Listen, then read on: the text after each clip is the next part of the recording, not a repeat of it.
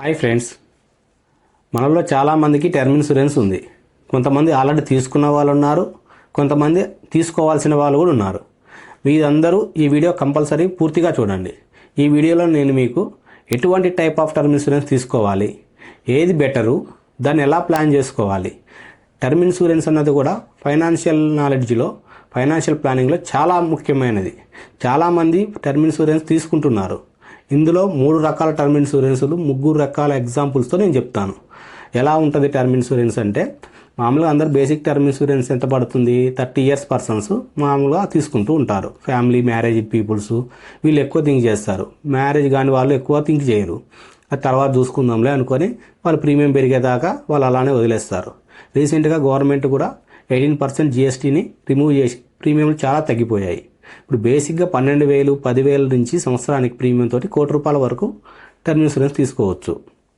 ఇందులో పర్సన్ ఏ అనే వ్యక్తి ప్యూర్ టర్మ్ ఇన్సూరెన్స్ తీసుకున్నాడు. ఎంత?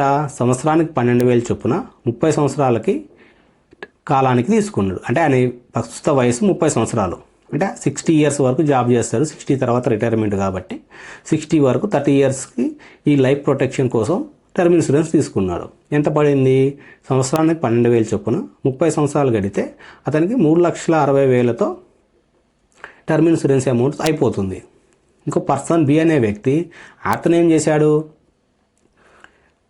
సంవత్సరానికి 12,000 కట్టాల్సిన ప్యూర్ టర్మ్ ఇన్సూరెన్స్ తీసుకోకుండా రిటర్న్ ఆన్ ప్రీమియం అన్నది కూడా ఉన్నది.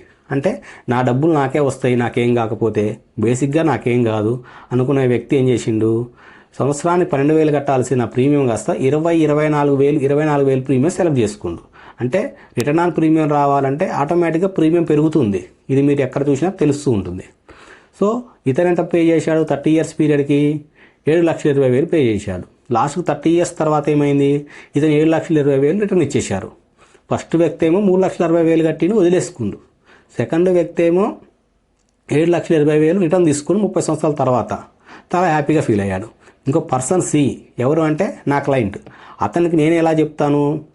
12,000 ప్యూర్ టర్మ్ ఇన్సూరెన్సే ఇస్తాను. ఇచ్చి మిగిలిన 12,000 మీకు SIP పెట్టిస్తాను. నెలకు ₹1,000 చొప్పున మంచి ఫండ్స్లో SIP పెట్టిస్తాను. అలా నెలకు 12,000, సంవత్సరానికి 12,000 చొప్పున 30 సంవత్సరాలు పే చేస్తాడు. ఎంత వస్తుంది? జస్ట్ 12% బేసిక్ రిటర్న్స్ చేసిన అతను 30 సంవత్సరాల తర్వాత 30 లక్షలు ఎర్న్ చేశాడు. ఇప్పుడు పర్సన్ ఏ బెటరా, బి బెటరా, సి బెటరా? మీరే చెప్పండి.